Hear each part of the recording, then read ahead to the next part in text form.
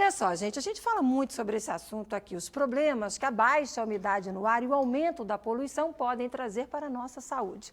Mas tem sempre aí um grupo que sofre muito mais. Basta uma mudança na temperatura, um ar um pouco mais poluído ou simplesmente subir uma poeirinha do chão para a vida de quem tem asma piorar, e piorar muito. A asma é uma doença crônica, não tem cura, pode matar, mas também pode ser controlada. Para falar sobre esse assunto, a gente está recebendo hoje aqui no estúdio o pneumologista Rafael Stelmach.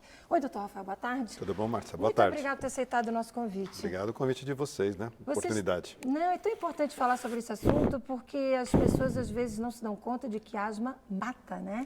Isso é muito sério. Vocês estão com uma campanha no ar sobre isso, Acho que isso é o mais importante desse momento que a gente tem aqui, porque as pessoas tendem a entender a asma como uma doença boba, uma doença que vai e que volta. Muita gente chama a asma de bronquite. É uma bronquite, é um tipo de bronquite, mas é um tipo de bronquite especial. Por quê? Porque primeiro você nasce com essa tendência a tê-la, é uma coisa familiar, ligada à alergia. Então, geralmente, a pessoa tem o pai ou a mãe que tem asma ou rinite alérgica, que são o mesmo tipo de doença, transmite para o filho, ou às vezes passa uma geração, é do avô que passou para o filho, e essa doença, ela se manifesta por ciclos. Então, você sempre tem, uma pessoa que tem asma, caracteristicamente, ela tem falta de ar, chiado no peito, tosse seca e aperto no peito quando tem crise. Isso é muito clássico. Vai e volta, vai e volta. E o que desencadeia são as mudanças de temperatura, por exemplo, que a gente está falando.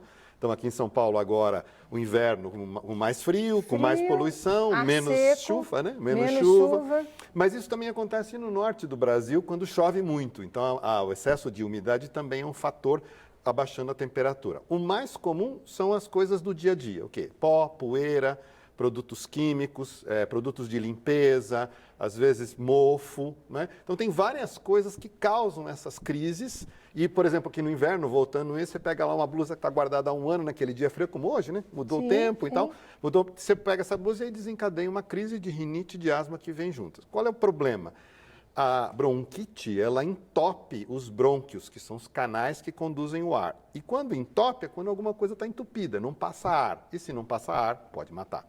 Então, esse número de 3 mortes por dia é um número até bastante, vamos dizer, convencional, porque a gente tirou alguns fatores, corrigiu por alguns fatores, e é muito para uma doença que, se tratada, a pessoa pode levar uma vida normal. Como você falou, que é muito bom, não, ela pode matar, mas controlada, a pessoa vive normalmente. E por que a maior incidência na infância e adolescência em meninos e na fase adulta em mulheres? Tem alguns fatores relacionados, Márcia, a gente não sabe exatamente. O que é mais fácil de comprovar é que os meninos têm pulmões menores que as meninas. Isso é uma coisa estrutural.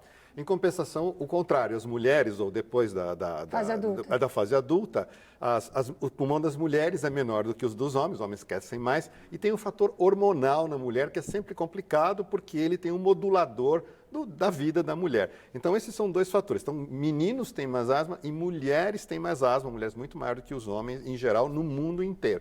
Esses são os fatores. Além dos fatores relacionados à exposição, desencadeadores, como a gente conversou aqui agora. Agora, é importante a gente dizer que no tratamento com medicamento, o medicamento é distribuído gratuitamente, né? Basta levar documento, né, o RG e um pedido do médico do Sistema Único de Saúde, né? Hoje e aí a pessoa consegue facilmente a medicação? Sim, porque existem 2 tipos, outra coisa importante, existem 2 tipos de medicamentos para asma, basicamente, vou simplificar.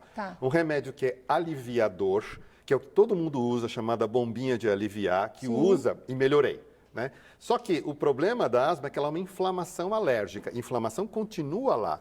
O segundo remédio é o que desinflama, que realmente trata a inflamação. Que é o que tem cortisona. Que é o que tem corticoide como um dos anti-inflamatórios. Hoje é o mais comum.